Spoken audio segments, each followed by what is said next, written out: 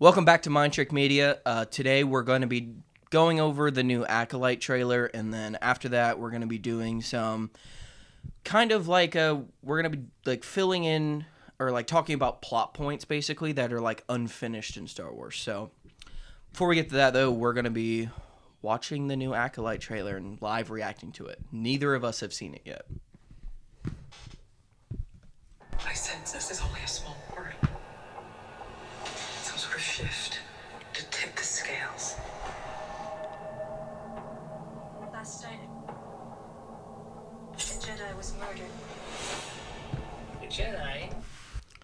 Okay, first off, I don't remember his name, forgive me, but the main guy in this show, or like the main Asian actor, the Jedi, he I don't think you watched it. It's called Squid Game. He's like the main actor. I didn't know that he was the main actor in that. But yeah, this is. I feel like a lot of people are talking about that it like looks funny. It definitely looks like pre Clone Wars. Like they're doing a very good job with making it look like different. I don't know if it's lighting or what. I've heard people talk about how it looks. I think it looks like the High Republic era, like it should. Yeah. I think it looks very, very good. I really do.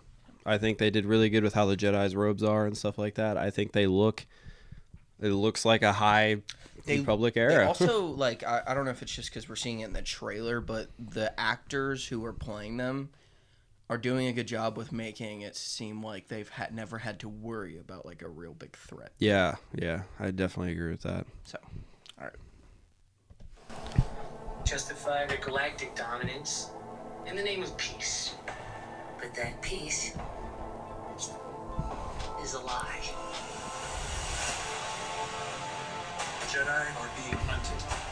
It doesn't make sense. We saw the Wookiee. I think this is so fucking cool that they have a Wookiee in it. And he's massive. It's not like a youngling. Yeah. We're going to see legit. I'm hoping in the rest of this trailer we see more, but there's a Wookiee Jedi. Like, it's going to be so much fun. I wonder what his lightsaber looks like. But, are you ready? She was my student. Let me be the one to bring her in. This isn't about good or bad. I also think it's interesting how there's like, you know, in the prequels we have a lot of lightsaber fights, a lot of lightsabers are ignited. In these trailers, we've seen a lot of hand-to-hand combat, Which I think is cool. I actually I was talking to someone about it that I work with, and he said that it's very like kung fu-esque look fighting. And like I thought he said that so perfectly. What I also like about it, it's almost like, you know, in the prequels they're supposed to be about peace and not like fighting in this war, and like that's their first reaction. And they seem like this, like we talked about this, like actually being High Republic, and I feel like it's good that they're not jumping to the conclusion to just immediately ignite their lightsabers. Like it just shows the level that the prequels versus this is at. I mean, you see that a little bit with Qui-Gon early on. But I mean, he notices very quickly something's up. But I also thought an interesting part of this is it shows when it says that this Jedi Master finds this youngling. He immediately hands her a lightsaber. I don't know if you caught that or not, but it was weird. So I don't know. We'll keep going. This is about power. And who is allowed to use it? I sense the darkness. If you want to pull the thread, pull it. You carry a Jedi weapon. What the fuck was that? It definitely looks like a lightsaber whip. I want to go back. We're gonna replay. If you want to pull the thread, pull it. You carry a Jedi weapon, but you are no Jedi.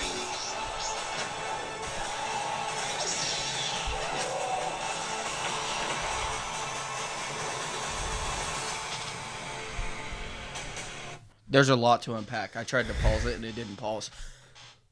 Number one, that does look like a light whip and it looks weird. Yeah.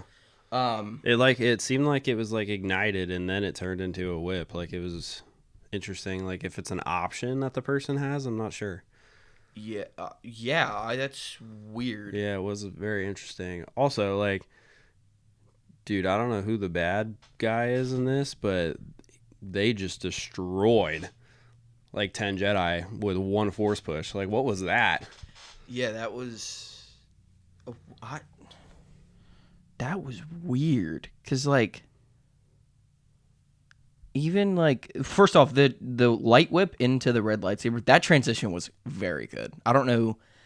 I hope a lot of the show looks like that. That transition was awesome. And then the Wookiee scene, I mean, looks awesome already. But yeah, I'm confused on who this masked figure is.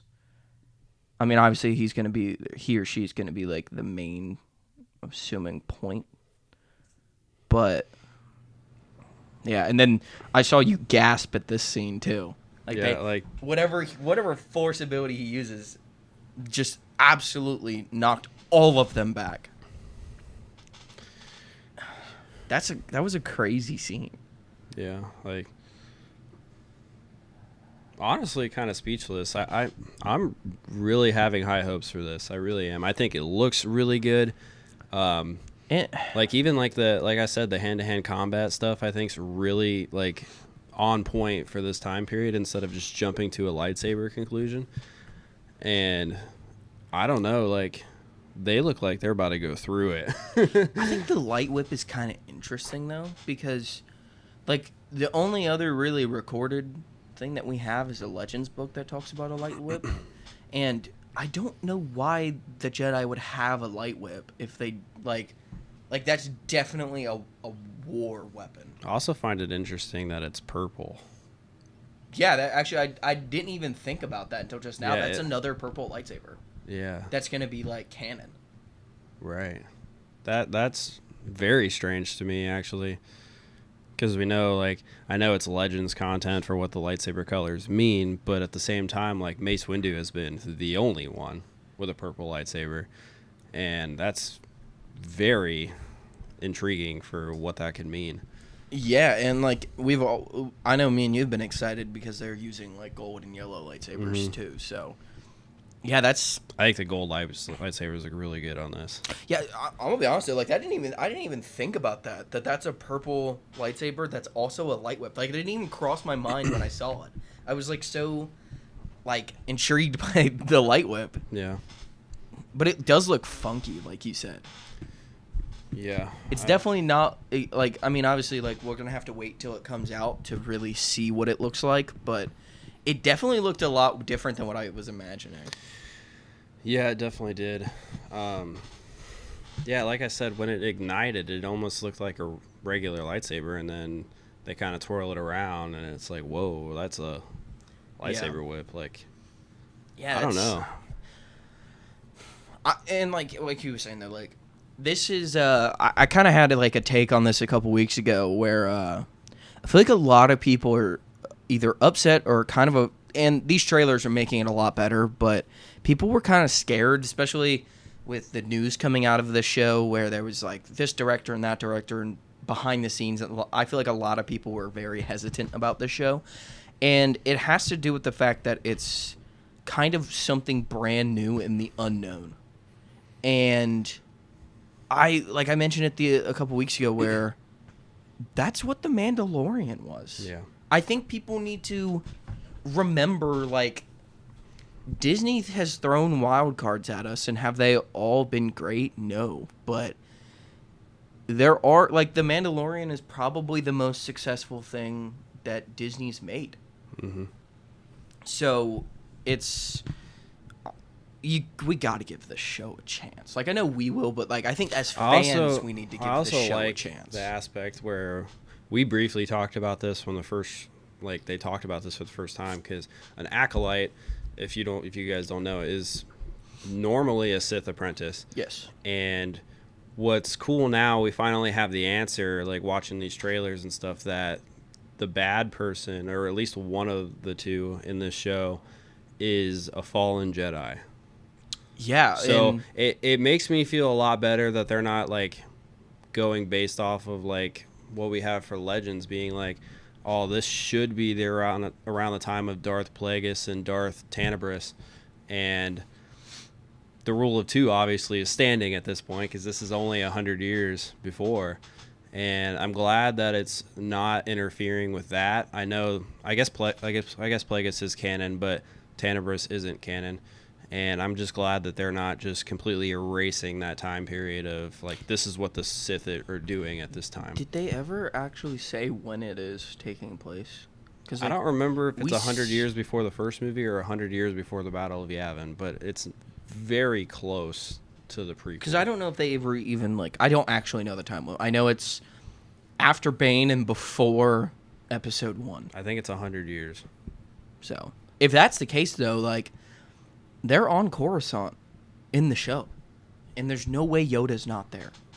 Do you think we'll see Yoda? Yeah, that'd be even if Yoda doesn't even talk. If we just could see him, I think that would be. Yeah, I would love awesome. for him to be kind of like on the council, but not the Grandmaster yet. Which technically, like whatever legend says how long he's been, they kind of can do with what they want with it. So if he's not the Grandmaster, or if he is, like it'd be cool. Especially like I would love to see them animate him like way younger, like looking. Like, I'm very intrigued for the show. I think it's going to give us information in a time period that we don't have. We have zero canon information for, and I think it looks very good. And I have really high hopes for this story.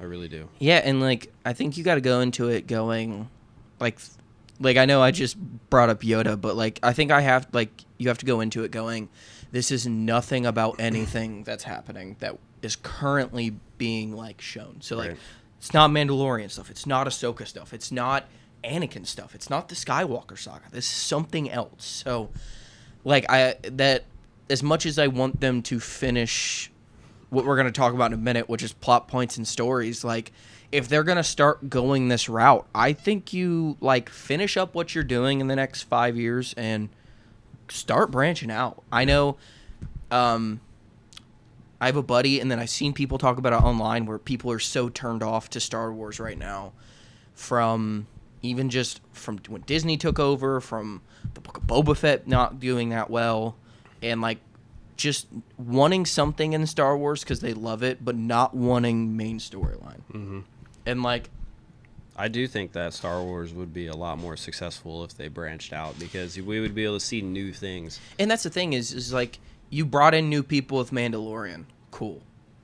But then when you're bringing like making a Rebels season basically with Ahsoka and still continuing a saga, you can't bring in new people who don't know what they're talking about. Don't know what Star Wars is talking about. Like Balin and we don't really know anything about Balin. Right, but that's the point. Like, but they're talking about Ahsoka and these Rebels characters. If you haven't seen that, you're not going to know what they're talking about. I think that Ahsoka, you're able to follow the storyline just fine with watching Ahsoka, but you don't have any appreciation at all for who Ezra is. Why do they want to go save Ezra? Like, it's still hard though because you don't know who Ezra is. You don't understand Hera's son because you don't know who Kanan is. So like I don't know. I think this is a good direction though because like I've seen comments, I've talked to people who are like, yeah, I'm gonna give this a shot because everybody's starting at the same point. It's kind of like we've talked about it with video games and even Jedi Survivor and Fallen Order, where you played that game 4 years after it came out. So like we kind of knew what happened. Like there's always things that you're not gonna know, but like. Well, it was also crazy because I did know what was the ending of that game, but at the same time, like I also felt like the build up to that point was really good. They did a really good job with bringing in I guess he was there. I mean, he was at Order 66 and stuff. We get to see that in the game, but they did a really good job of like being like, this is what's going on, but it's outside of what we see. You know what I mean? Like, we don't know who Cal is, and then we start the game, and you're like, this is actually a really good story. They made up something new. And you just brought up a good point with connecting story points.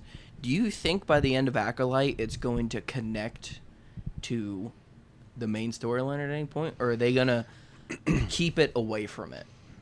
I think it depends on how successful this is going to be. I do think that they could. I think they could have multiple seasons of the Acolyte. Well, actually, I don't know, because the Acolyte is about like the fallen Jedi, like we've talked about. So I mean, maybe not. I think they're going to keep this very separate, because I'm assuming at the end of this that the good guys win, because you lead up to the prequel. Well, right, Or well, maybe not. you- Maybe the good guys fail, and that's why the rest of the Jedi don't know.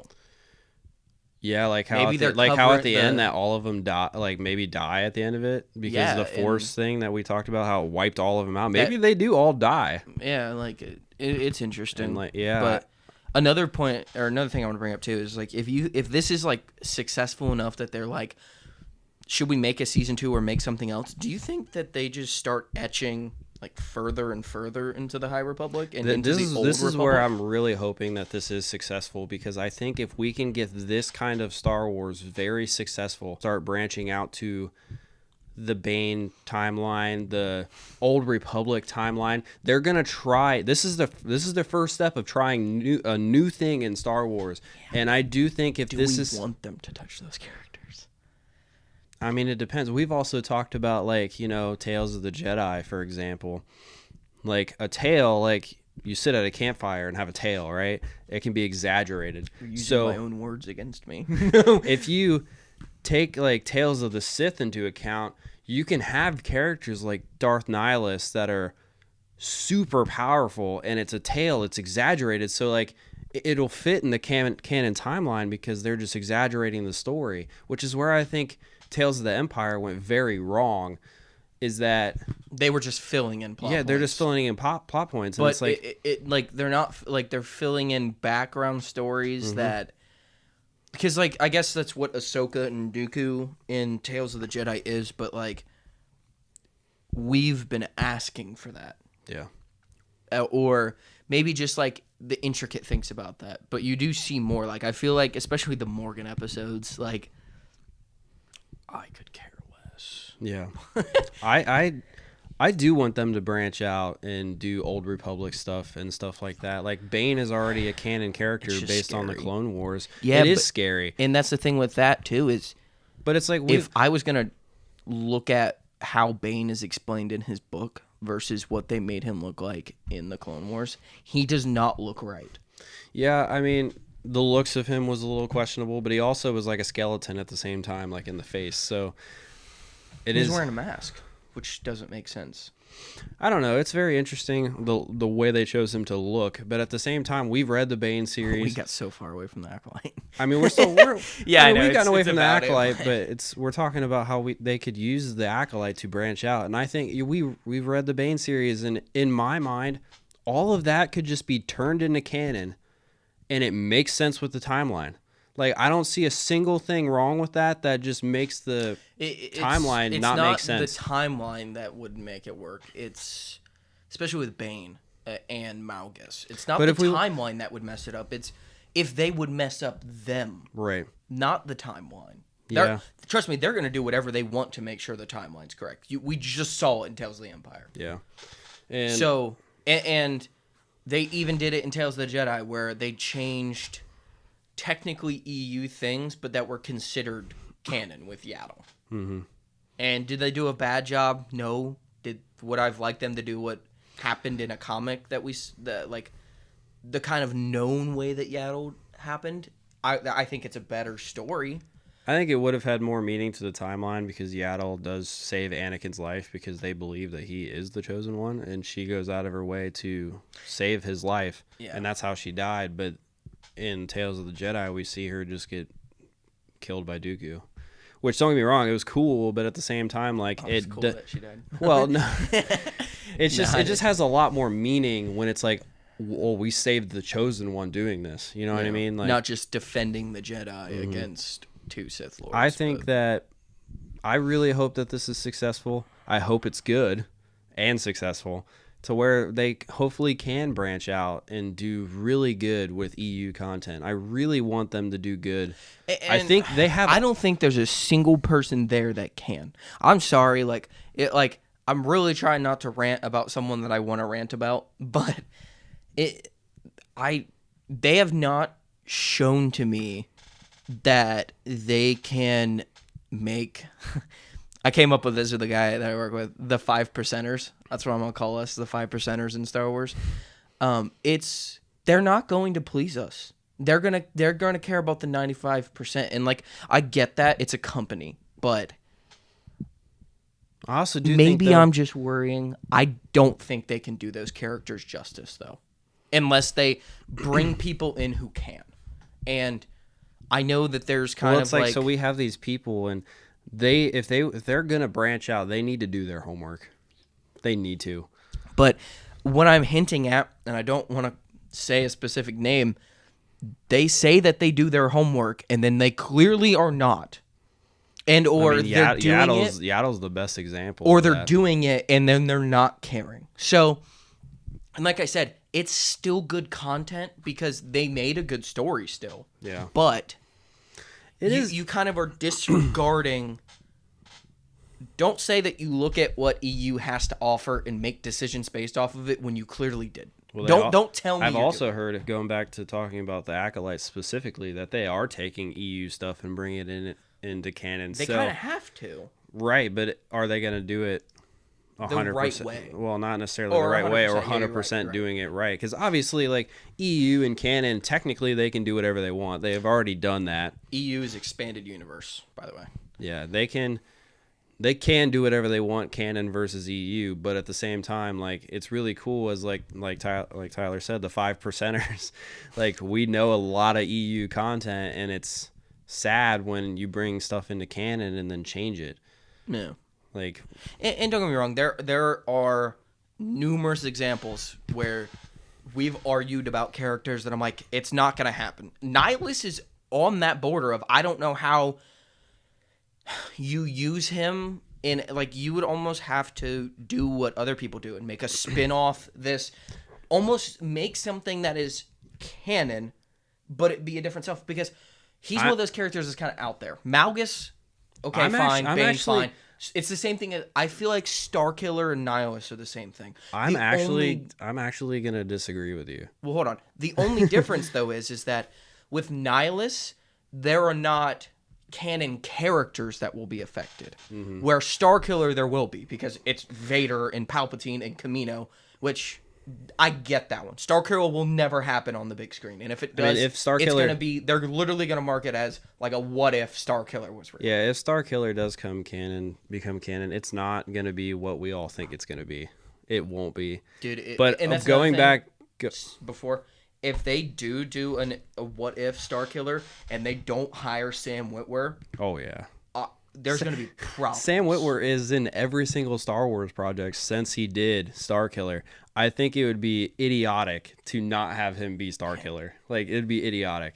Anyways, back to your Nihilus point, I actually disagree. You did say that it doesn't affect, like, our timeline now because it's 4,000 years beforehand, but I actually think Nihilus could be brought into a canon scenario, and it makes sense because, and the reason why is because Nihilus' story is that he is a wound in the Force.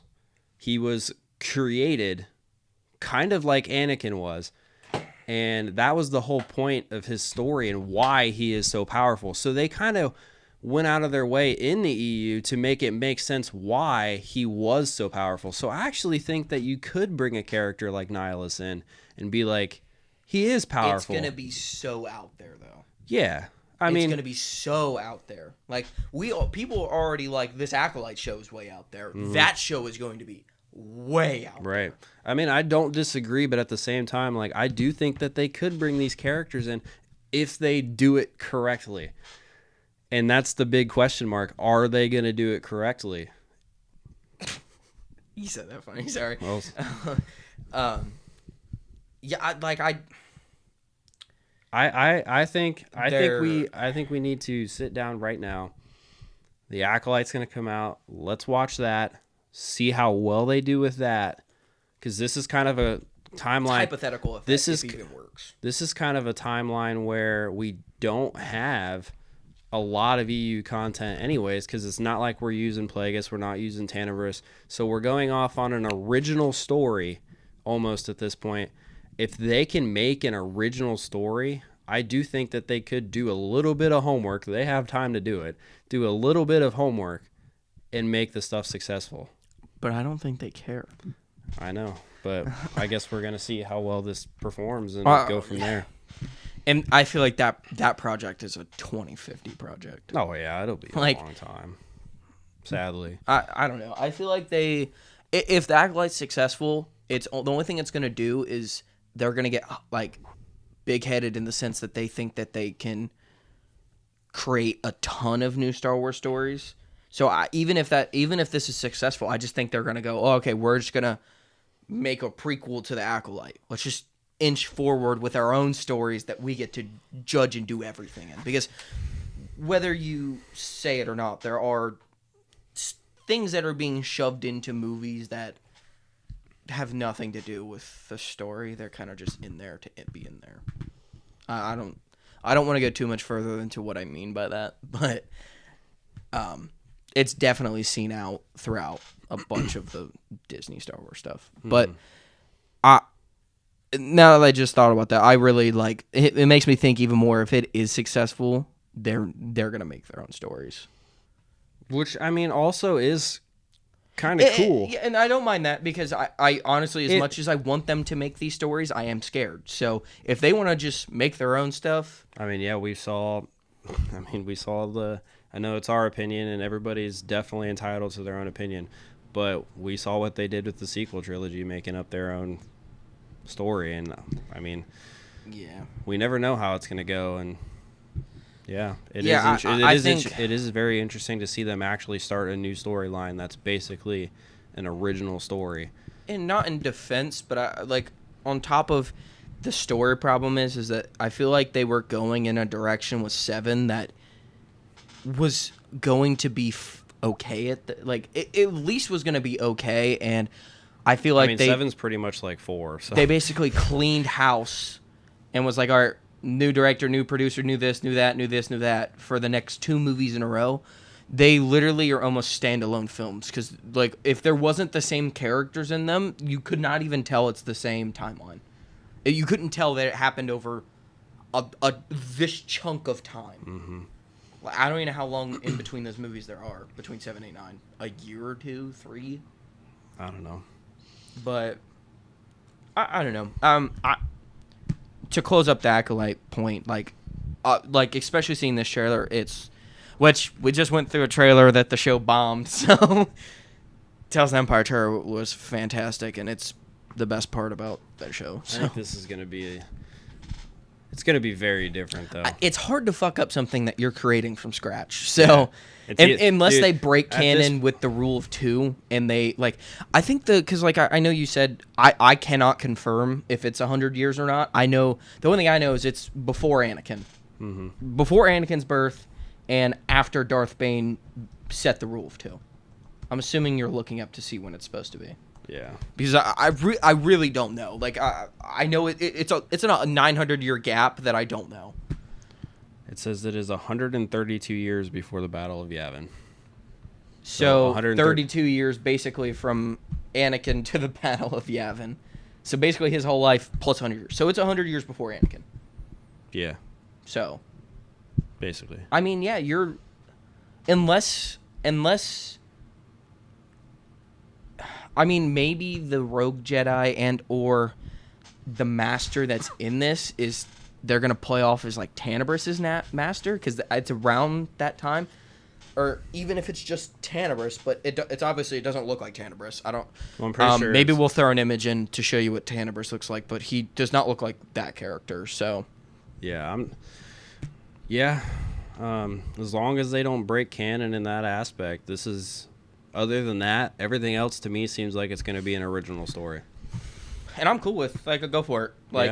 Show me. At this point, we're just going based off of story, unless they do break the rule of 2. Other than that, everything else is going to be so original that we're just judging story at this point. Yeah, and the other thing too is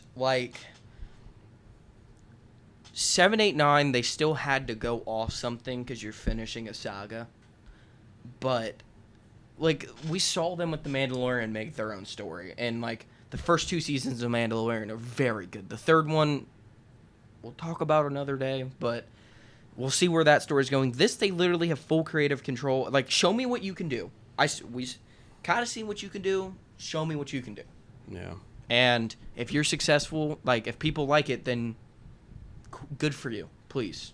We want good Star Wars again.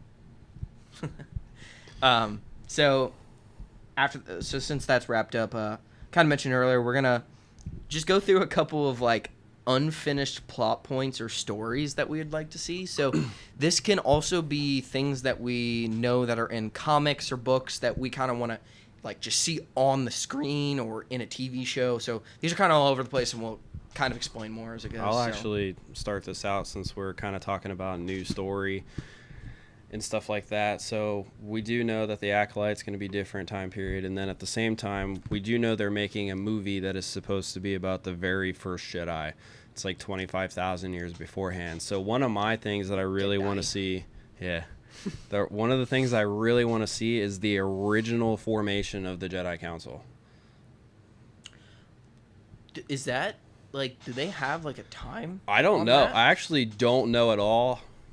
I think, I want to know who was on it, why they're on it, why they decided. Who was the first Grandmaster? Right. I really want to know that. I want to know where they thought the idea was to have like 12 people that are, I guess, better than everybody else almost. Like, I want to know why they thought this was a good idea, why it happened.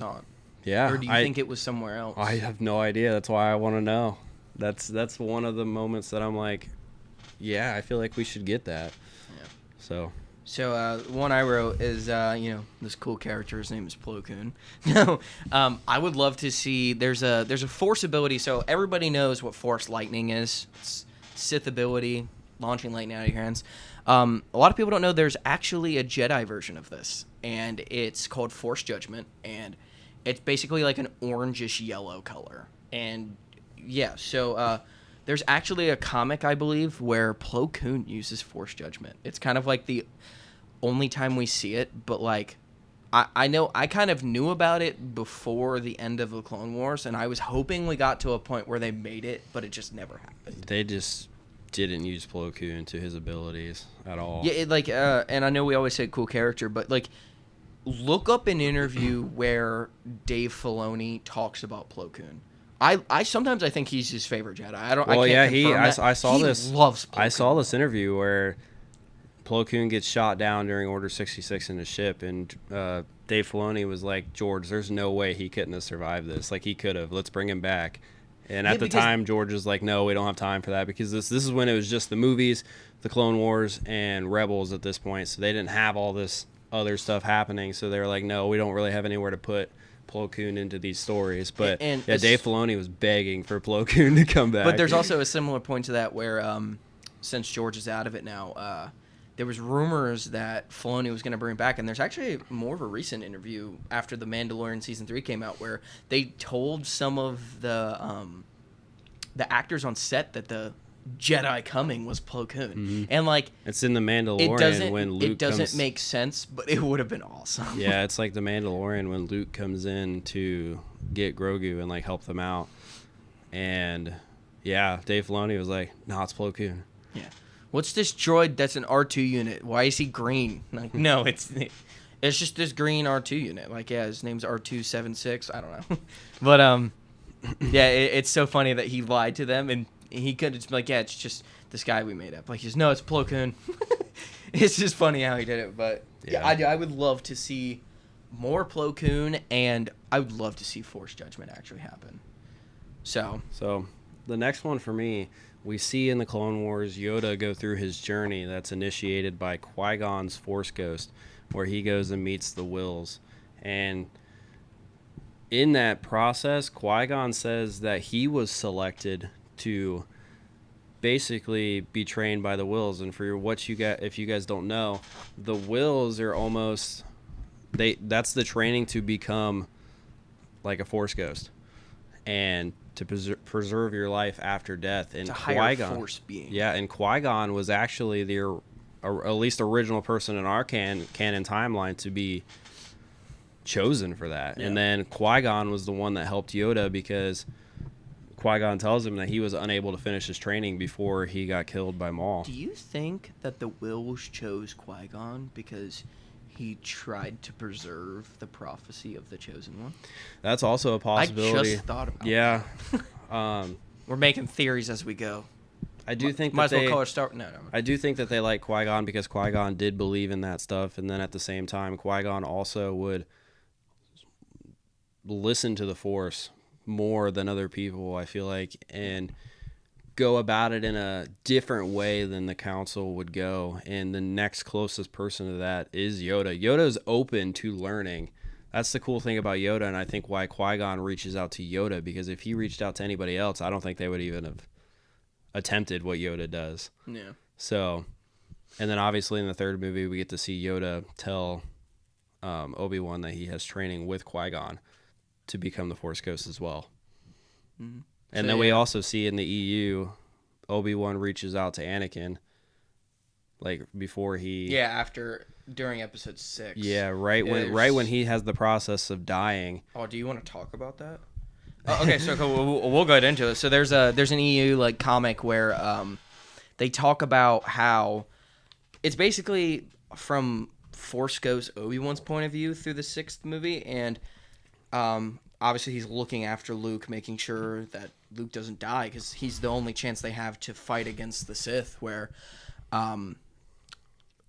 Obi-Wan would not believe Luke with there's good in Vader, especially we see.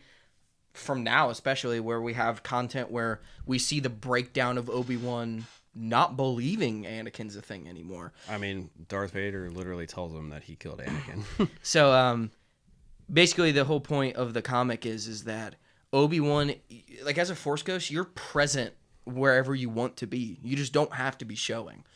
And so he actually watched the entire fight in the 6th movie, sitting and being like, "Luke, what are you doing? Why are you throwing your lightsaber? What? You're giving up." And it talks about how Obi-Wan was shocked when Vader picked up the Emperor and threw him down the shaft in the Death Star. Yeah. He was like amazed, and He then, believed that Anakin was gone to Darth Vader. So basically, they're getting back to the point where they're trying to leave, and Vader's like, "Show me with your own eyes," or show like, "I want to see you with my own eyes," to Luke. And basically, as Vader's fading out, his conscience has like a very short window where he's like in the world between world, basically, where you're in between whether you're just gonna die or whether something's gonna happen. And Obi-Wan actually, after seeing everything that happens, decides to reach out to him and was like, "If you want to listen as Anakin, I will show you how to live as a Force Ghost." And obviously at the end of the 6th movie, you see that within that short time frame, he ends up showing him how to do it while he's dead, basically. He like manifests himself through the Force to become a Force Ghost. So yeah, it's really cool. So but so I'm gonna move on to the next one. I would love to see how Kylo obtained Vader's mask. I didn't even think about that. Yeah, that's why I didn't want to tell you something, because I feel like they were pretty cool. But we kind of just see it, and I know when we first saw it, we were very confused. Mm-hmm. But yeah, I would love to see, as much as we've already in however many episodes talked shit about 7, 8, and 9, there are interesting points that are good in those movies. Kylo is a perfect example of good. Like, he's a good character. Adam Driver kills it. But You can continue if you have more to talk about. I was going to move on because I'm kind of adding to your point. One of mine is that, what did Darth Sidious do between 6 and 9? Because we don't get to see anything at all. He gets thrown down the shaft on the Death Star, and then he just shows up in episode 9. So, and this is another one of those where there is an EU thing that happens, and basically as he's being thrown down the shaft, he essence transfers his body to a different body, and it actually just goes to like he doesn't know how to control it, so he kind of just like ping pongs to a bunch of people until he can I'm actually I think I heard somewhere somebody talking about it. I'm not 100% sure. I have not dove into this part of the EU like at all. But I did hear actually that he mastered the essence of transfer like perfectly, better than Bane did, and he didn't have to latch onto a body immediately. He actually leaves his body and travels to Exegol. Really? That's what I heard somebody say that one time. I don't know if it's true. I don't really know that much about it, which is why I put it on this list, because it's like he just was gone for a long time, and then all of a sudden he's back, and like he was Snoke. Where'd that come from? Still, Like, that honestly, that should have been one on here. well, I What mean, is that kind the of entire I mean, character that of kind of Snoke? I mean, it kind of plays into what I'm saying. Like he says that he's Snoke. Like, where'd that come from? You know what I mean? Like, I just think that there's definitely time within. I mean, there's a lot of time within that time period where it's like, what did Sidious do this whole time? So, yeah, I think that would be pretty cool to see what he was doing during that time period. So I have a lot of Yoda ones on here, just because I think as much as we do see Yoda, I feel like he's probably one of the most puzzling characters. I mean, you get that immediately. I mean, he was also 900 years old. So I'm just gonna list the obvious ones real quick, but like, or the obvious one, like, where's Yoda's planet? What is Yoda's planet? I don't know if they mention this, like, if it's just an EU thing, but he, like, I think it's actually an EU comic or something where someone asks Yoda like where he's from and like what planet it is, because he doesn't want to tell anybody, and like he kind of mentions that like this planet is just not Yoda species. Like he's from a planet where like humans are from and other species. Like it's like a kind of a normal world that's just like hidden, that has like that there isn't like Republic or any of that stuff there. It's kind of like just a world living on its own in peace. This just came and popped into my head, so I'm kind of going to add to what you're saying. We've only seen 3 of Yoda's species. Yaddle, Yoda, and Grogu. Is Grogu Yaddle's and Yoda's baby? I hope not. And what does that did he entail? come from? Do you want to see it get made or something? No. You think he lays eggs? He's reptilian to an extent. Well, not Yoda, but like did Yaddle I mean, I guess the guy could lay an egg. This went way off the rails. No, but like it would be like interesting to know like if it is their kid. You know what I mean? Because like if Grogu is going to be super powerful with the Force, I think it would make sense if it was their kid. Or they're just like species made from the Force. I don't know. That would also be cool if he's just like you just manifest from the Force. That's why we don't see any of them. Right. I think we need to see a normal Yoda species, like a normal, just a Yoda, normal person, just a normal one. Yeah, I mean that's the point. It's like where'd they come from? Why are there only 3? Like, and it's really weird that there's 2 adults and 1 kid. Now that I'm looking at all these are all just EU things that I want them to make canon. I mean, here's not all of them, but most of them. Well, I got one for you that's not EU, I guess.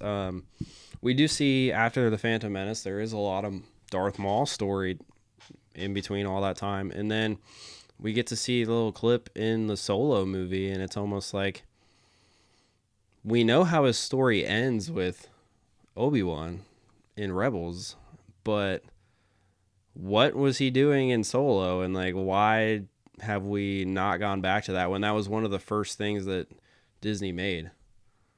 Yeah, they just completely have forgotten like where that storyline was going. I've actually seen something recently where people, like, I don't know if it's true or not, but there's some like talking about how there might be a Solo 2 movie. I don't know if you've heard that or not. I kind of just saw it like mentioned because like I know that's been a question. Like people are like, oh cool, the cameo of Darth Maul. What the fuck was that? Yeah, it was like it was almost just a cameo at this point. Yeah. But I just think that there was a time period where either he's off doing something again, like he was in the Clone Wars, going and taking over the Black Sun and killing all these like crime bosses and stuff. Mandalore. Yeah. I mean, we see some of it, but at the same time, like, we also have a big chunk in Rebels where he's just going crazy trying to find Obi-Wan. So it's like, all right, where do we get to the point where he's like doing what he's doing in Solo and then becomes an animal just going after Obi-Wan? So it's like, all right, I think there's a time gap in there that just his story's unfinished, and I think Maul is such an interesting character that we should get his story almost like the filler part concluded. Yeah, I mean, as much as we see I think he him, deserves it. yeah, as much as we see him, I don't think anybody's gonna be upset about filler with Maul. Right. And I think he deserves it. So Honestly, I would like should to have see been that. what 3 of the episodes of Tales of the Empire were. But yeah, whatever. Like I said, Yoda ones. This one I know you're gonna like. How Yoda knows about Bane and how he addresses him in the Clone Wars. Yeah, it makes me think, like, was Yoda the only one that knew Bane? Because we're the only people that talk about it in canon, the rule of 2. Well, I guess it was Yoda, Mace Windu. Actually, Sidious might say something to Anakin at some point about it, but I know for sure the 2 of them talk about the rule of 2, and like we get to see him go on his trip where he's with the Wills and stuff, and he talks about he knows Bane and he addresses Bane. It's like a illusion really he's good having. episode. Yeah, they're really good episodes, but it's like an illusion he's having, and he sees Bane and he talks to Bane and he's like, "I know who you are," and it's like, okay, well, we just found out who he is, unless you do the EU, like, who is Bane? And I mean, that goes back to my point. Like, we read the Bane series; it was a great book series, but I have on here like, I want to see the Bane series become canon and it done right. I think the Bane series is top tier Star That Wars. was one of yours? Yeah. Because I think it's this, and I haven't said anything about it. I You think kinda it. took Yeah, over I know. my I'm sorry. plot I'm point. just adding to it. We have stuff where we can add to each other, so I'm just gonna add to it. Like, I want to see Bane series, the book series, become canon in a either movie series, TV series, whatever they need to do. I think his story is top tier Star Wars content, and I want to see the rule of 2. I want to see how it got done and see it on the big screen, and also at the same time, like, the timeline, the 1,000 years where there is no Sith, the Jedi are just thinking that they won and stuff like that. I want to see more during that time period, especially the Bane parts of that. It's also weird too, because in the Bane series, I want to say it's book 2 maybe, where the Jedi legitimately think that there still is no Sith, and Bane kind of they're doing an expedition with him and Xana, and they do something where like some Jedi figure out that there are Sith and that there's like a rumor of Sith, and the Jedi go and they look for him and they find him. There's a really cool, like, I'm not a book guy, but they explain this book, like, I can picture what's happening. It's some like high up Jedi that are on the council and like masters. And they even told the other council members they were going to go fight them. Like, they're here. We need to stop them, and they I go. think of that master's name. He had a gold lightsaber. I don't remember, but It's they like they only. I Master Favela. think 'Cause it's it- Forfalla. It sounds like Valhalla and Favela, which is a Call of Duty map, and then Yeah. obviously Valhalla. But they go after him, and Xana has a lot of dark magic abilities, almost like similar. We'll have to make a whole episode. Oh yeah, I mean, we're gonna do some book episodes, and we're gonna get into it a lot more. But Xana uses her abilities to make them believe that they did destroy the Sith during that time period, so they cover their tracks too. And they do a really good job Well, at also it. killed him. So Yeah, they killed all the Jedi that it's went Master there. Farfalla. I think. But I don't know. That's just like bugging it's me. just such a good Star Wars like story. Like, the Bane series is so good, and it definitely fits in the canon timeline and for why they believe what they believe and how they got to that point. And I just think we really do need to see that. I think we also need we need more Sam Witwers to work with Star Wars. Yeah. We need people because, like, obviously, Right like, here, hire us. people like Filoni, people like Favreau, people like these other people in Star Wars, but like I feel like Sam Witwer is one of the only ones. Like, I know that, like, we talked about the other day where he intentionally during a show was like whispering the Sith code just to make it canon. Mm-hmm. Like, he's like, I want this to be canon, so I'm just gonna say it. And like, yeah, just start doing it. He's like, I was just like hinting at Dave, let's keep doing this. Let's do this. I'm not saying that the people who are in Star Wars don't like Star Wars, because like that's one thing that sucks about 789. All of the cast loves Star Wars, and they love it enough that they can look back at what they did and go, "What did I make? This is not Star Wars." Yeah. And like, but Sam Witwer's one of those people that just got the interconnectings of it, where I've seen him like full on in public disagree with what they do in Star Wars, Yeah. and he's just so enveloped into it that they have to keep him. He's one of the biggest Star Wars nerds I've They ever can't seen. silence Sam Witwer, Yeah. or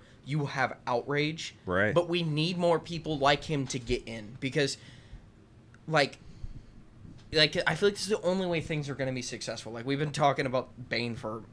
we probably talk about Bane for the rest of the time we do this. Like, this entire podcast. We could talk about Bane for episodes. I could sit here and talk about Bane for 24 hours straight before I even blink an eye, because I love the story so much.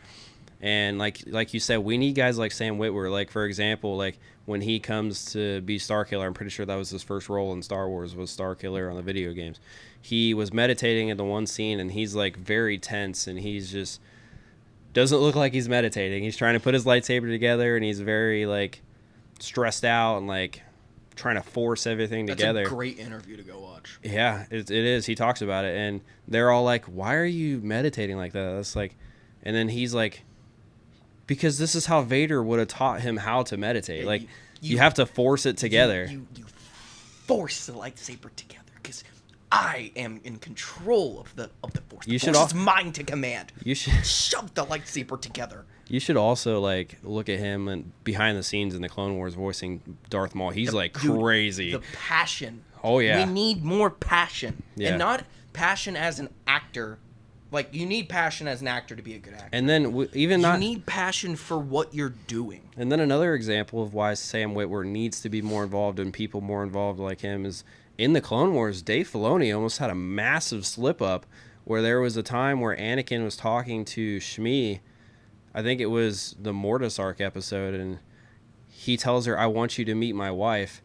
She's amazing." I don't know if it was the Mortis arc. But that's the only scene that I remember when he talks to her.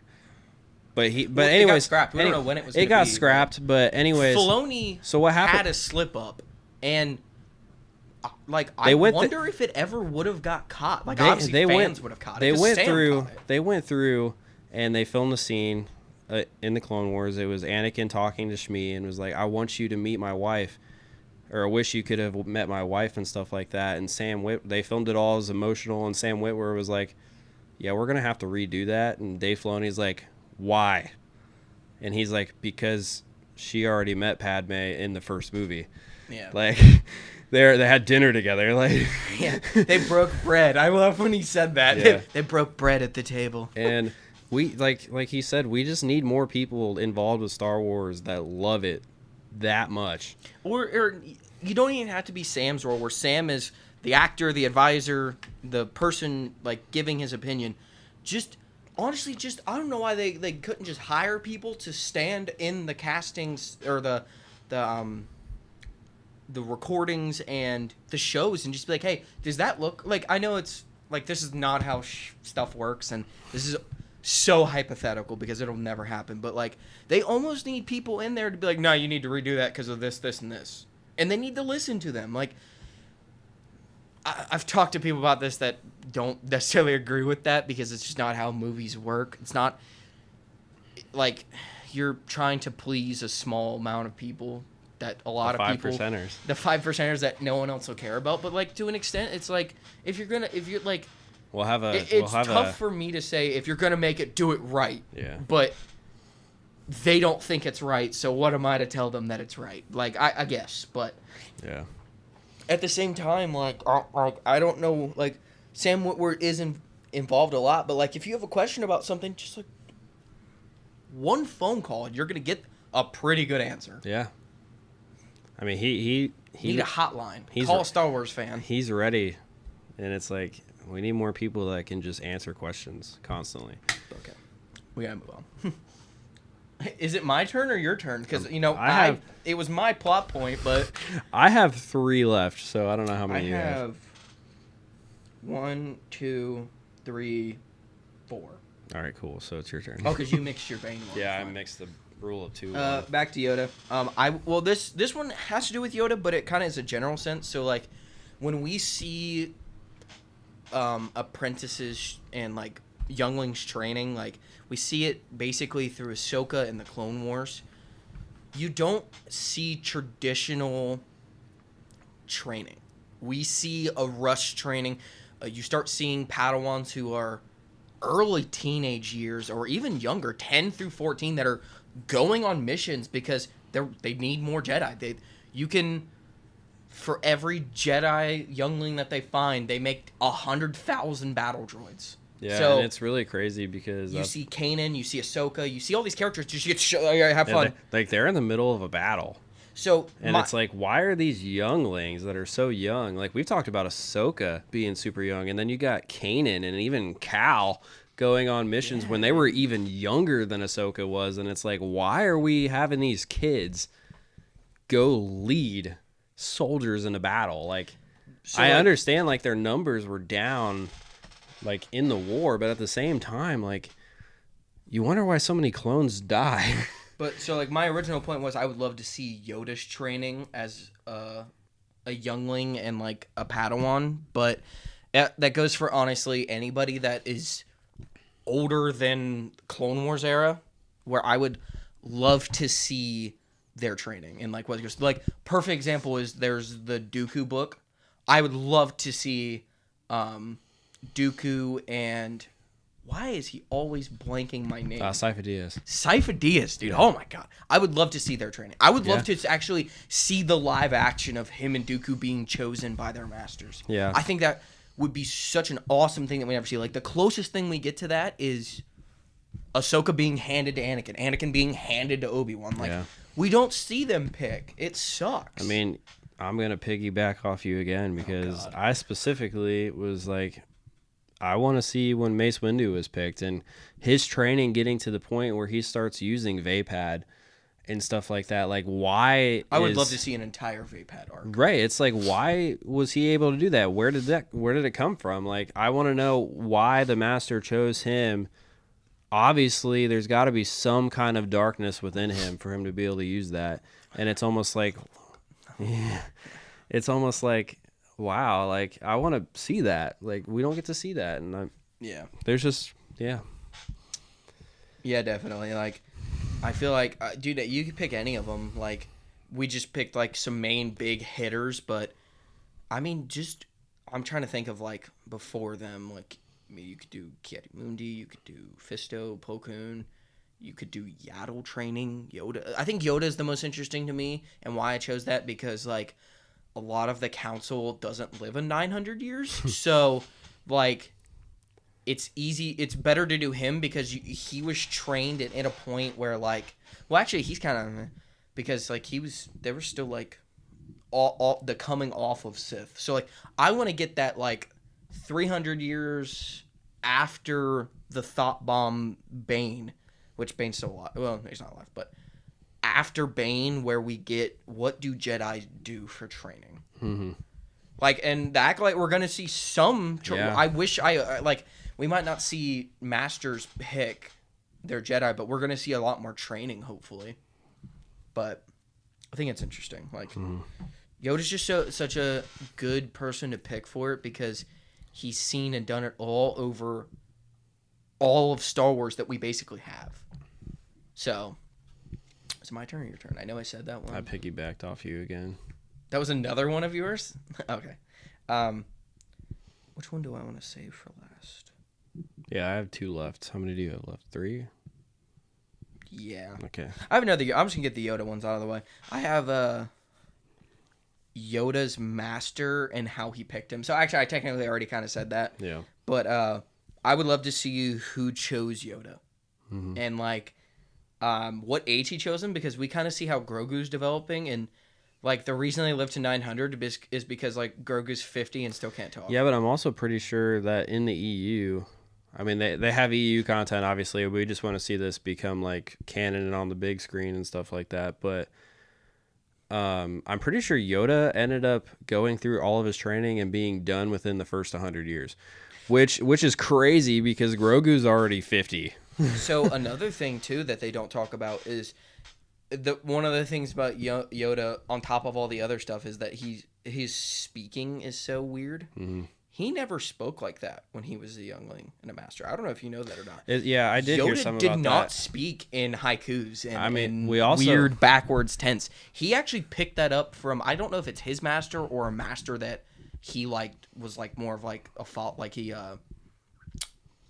not his master, but a master he looked up to and like did a bunch of things with. But he literally like picked that up off of someone else talking like that. He thought it just like was a cool way to give knowledge. And I mean, yeah, like we that. also know it's different because Yoda's the one that does it, because Yaddle doesn't do it either. Yeah, well, we don't really see Yaddle talking. I mean, when she talks, well, right, but when she talks in Tales of the Jedi, she just talks normally, and it's like, all right, why does Yoda do this?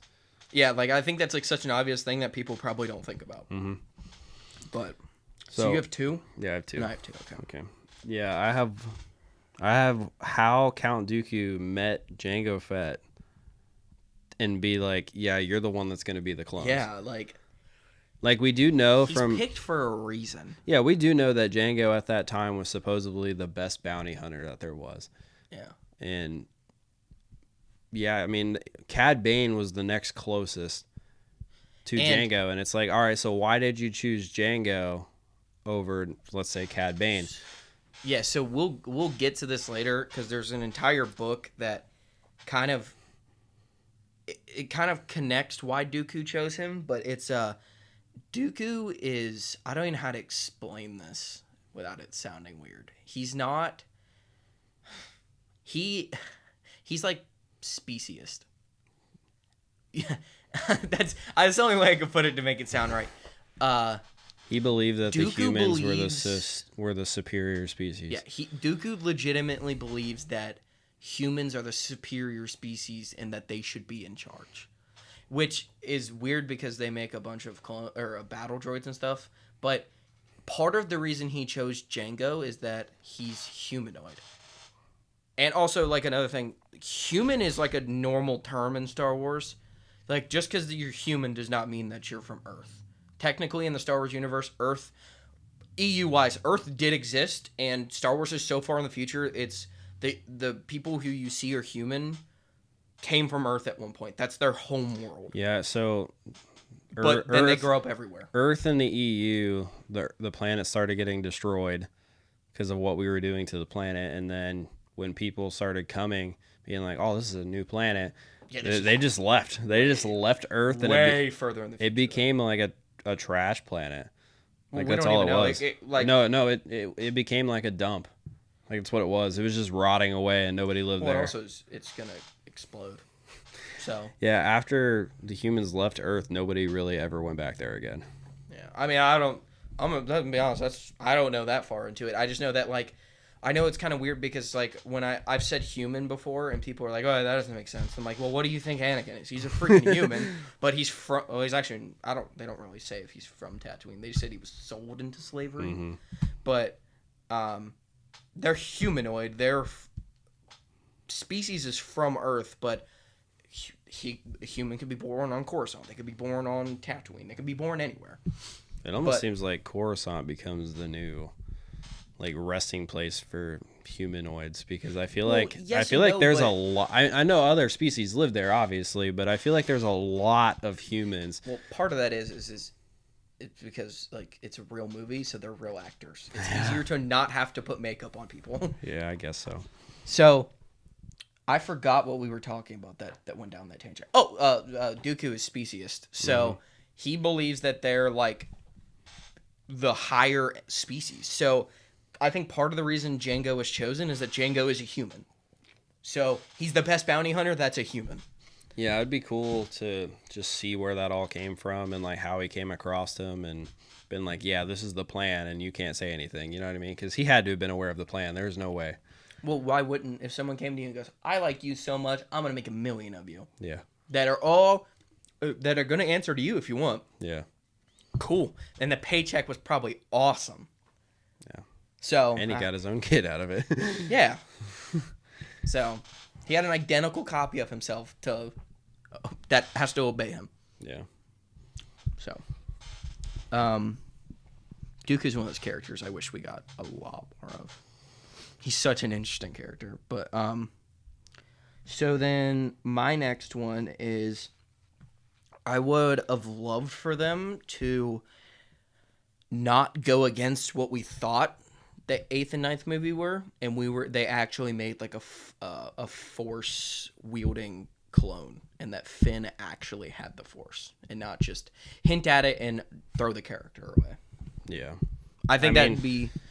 There is a EU clone who has the force, and like I haven't read into that comic too much, but I heard it's a really good comic. But like it's such an awesome concept.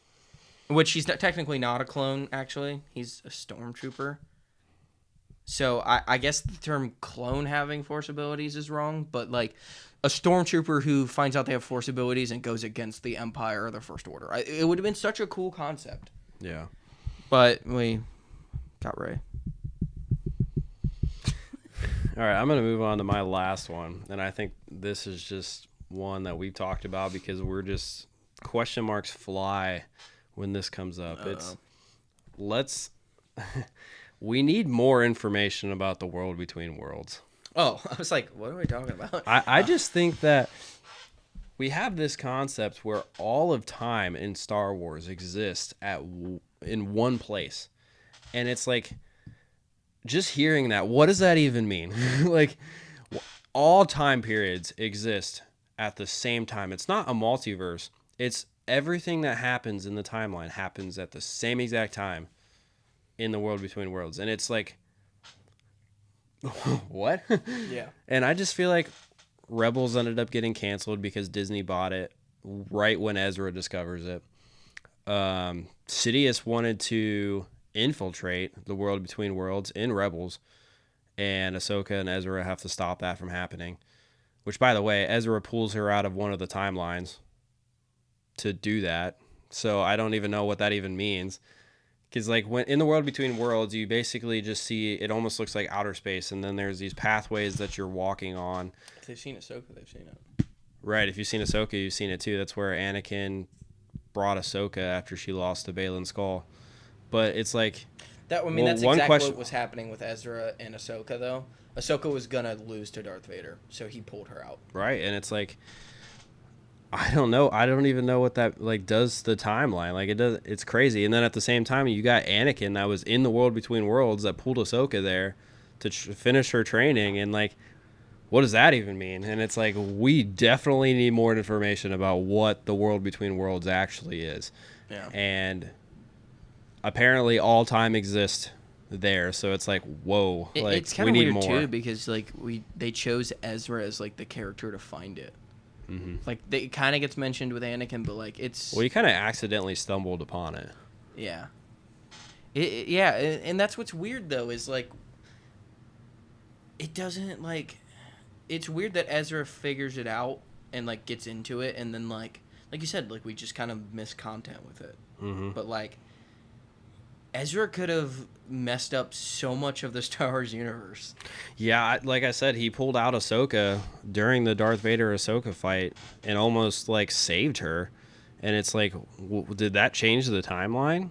Because then I'm pretty sure she goes back into that timeline, and I'm like, well, she was gone for a minute. Does that change the timeline? Like, what does it even do? I don't understand what it does. Yeah, because it's like we said, like it's like Marvel, I guess, tried it, and like it's different. It's not this. It's not a multiverse. Yeah. It's like you said, a point in time and place where everything's happening at once. But you can also affect everything that's happening at once. But that doesn't mean it like.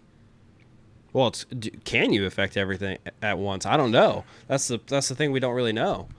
But it's also weird because you don't like. It doesn't say if like when Ahsoka gets pulled out. Like, did that change? Well, what I think is very interesting about it is that it's not like timeline based. It's weird. What I think is very interesting about it is Sidious tried to take over the world between worlds. Like his live self tried to do that, and I'm like, okay, so it definitely means something. Yeah. If Sidious is trying to take over it. So it's like, all right, you see him try to take over it and he loses.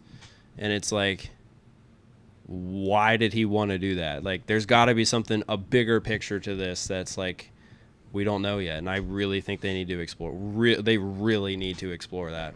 Especially when they bring him back into the Ahsoka series, which the Ahsoka series is just basically continuing the Rebels TV show from Ahsoka's point of view. But they bring it back into canon. I feel like you definitely have to give us some answers because we don't know what's going on. Well, that's the other thing. Like, we talked about the other day, like, what they're going to be doing with all these new shows and movies, and, like, it has to be used. Yeah. It, like, I don't know how it's going to be used, what it's going to be used for. It's going to be used, though. So, I think it's interesting. Like, I don't know where it's going to go with it, because, like, I hope we get a better understanding. Mm-hmm. But like you said, it's almost like the middle ground of where people go if they're going to live or die. Mm-hmm. It's kind of weird. Yeah, it's like you said, Obi-Wan, like, well, actually, we're just going to scratch that. We see it in canon where Ahsoka basically almost died to Baylan, and then Anakin, like, saves her. Like, what even is this place? Like, Yeah. and he's like, he asked her, or he's like, I'm going to finish your training. And she's like, okay, well, what's the training? And he's like, live or die. And it's like, what?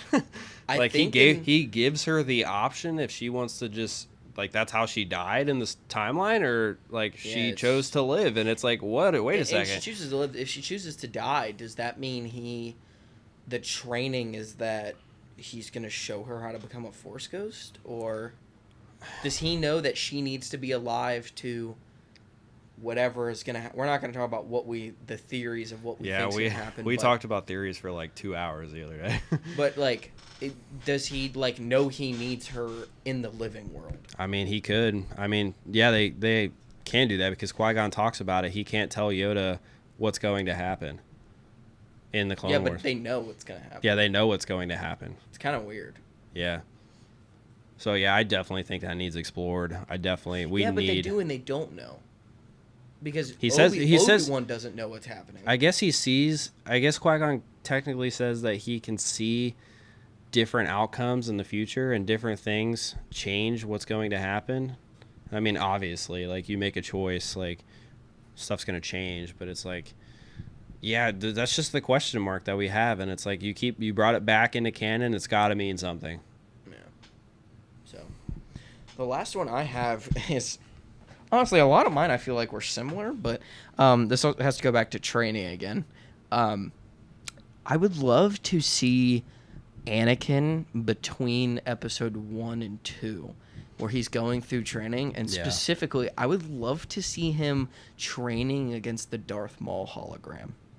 So there's another comic, I think, where it basically talks about, because, like, you don't really see it too much, but Obi-Wan became the Knight, obviously, and he was immediately sent on missions, like, a lot, when Anakin was still very young. And what would happen is that Anakin, or Obi-Wan would go on these missions, and he would leave Anakin at the temple, because you're not going to bring a 10-year-old out with you.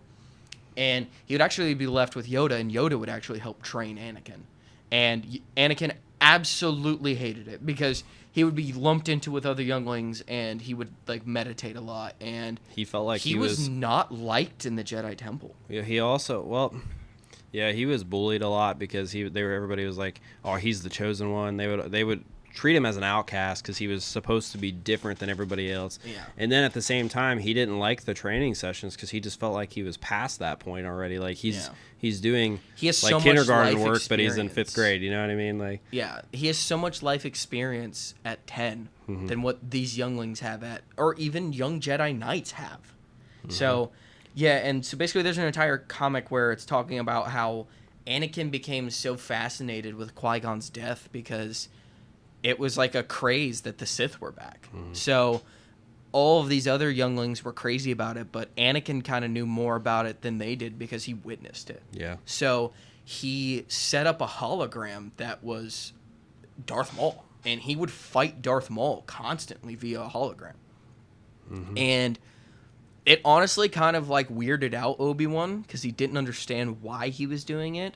but it's the fear. He feared what happened to Qui-Gon would happen to himself and or Obi-Wan. He never wanted to be in the situation where he was unprepared like Qui-Gon was to fight him, to fight a Sith.